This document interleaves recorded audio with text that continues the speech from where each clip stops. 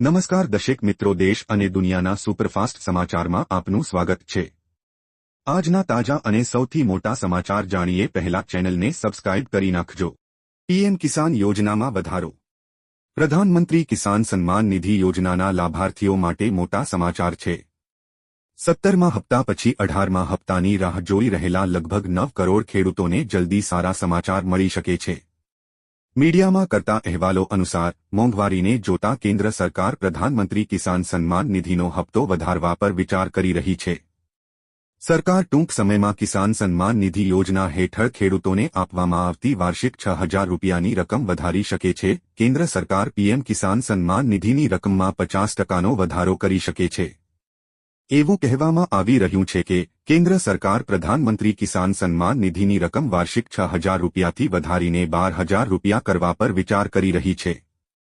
જો બધું બરાબર રહ્યું તો વડાપ્રધાન નરેન્દ્ર મોદી 18મા હપ્તાના આગમન પહેલા તેની જાહેરાત કરી શકે છે અને આગામી એટલે કે 18મો હપ્તો વધેલી રકમમાં આવી શકે છે, જેનાથી ખેડૂતોને વાર્ષિક 6,000 રૂપિયાનો નફો મળશે। એટલે કે ખેડૂતોને દર 4 મહિને 2,000 રૂપિયાને બદલે 4,000 રૂપિયા મળી શકે છે। આજે આ વિસ્તારોમાં કડાકા ભડાકા સાથે વરસાદ। ગુજરાતમાં ચોમાસું જામી રહ્યું છે। ઘણા તાલુકામાં મેઘરાજા પધરામણી કરી ચૂક્યા છે। અમુક જિલ્લાઓમાં રેડ એલર્ટ જારી કરાયું છે। ત્યારે હવામાન વિભાગ દ્વારા આજે પણ એક મહત્વની આગાહી કરાઈ છે। તે આગાહી મુજબ 27 જૂનના રોજ ભારે વરસાદની સંભાવના છે। આવતીકાલે અમરેલી, ભાવનગર, વડોદરા, પંચમહાલ, મહીસાગર, દાહોદ અને વલસાડમાં ભારે વરસાદની ચેતવણી આપવામાં આવી છે। રાજ્યમાં સવારના 6 વાગ્યાથી સાંજના 4 વાગ્યા સુધી 46 તાલુકામાં વરસાદ નોંધાયો છે।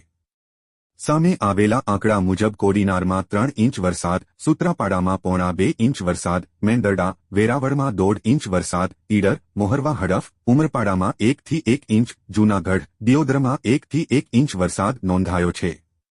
જો કે હવામાન વિભાગ દ્વારા આગામી 26 જૂનથી 30 જૂન સુધી વરસાદને લઈને આગાહી કરી છે।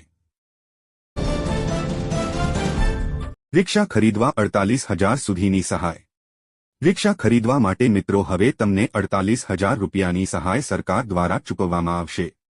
જે મિત્રો રિક્ષા ખરીદવા માંગતા હોય એમના માટે સૌથી મોટી જાહેરાત કરવામાં આવી છે, પરંતુ આ રિક્ષા મિત્રો ઇલેક્ટ્રિક રિક્ષા છે।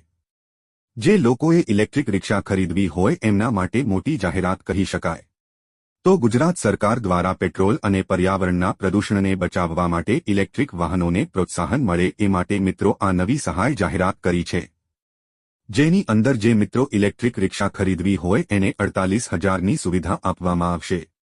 અને આ યોજનાની અંદર કોને કોને લાભ મળશે એની વાત કરી દઈએ તો રિક્ષા ચાલક મહિલા, આજે સાહસિક વર્ગોએ મહિલાઓને, યુવા વર્ગ જે સ્ટાર્ટઅપ કરવા માંગતા હોય યુવા વર્ગને હોય, અને અનુસૂચિત જાતિ અને અનુસૂચિત જનજાતિના લોકોને, અને જે લોકો આર્થિક રીતે પછાત છે એવા લોકોને 5ના આ યોજનાનો લાભ મળશે। તો હવે મિત્રો રિક્ષા ખરીદવા માટે 48,000 રૂપિયાની સહાય ગુજરાત સરકાર દ્વારા આપવામાં આવશે।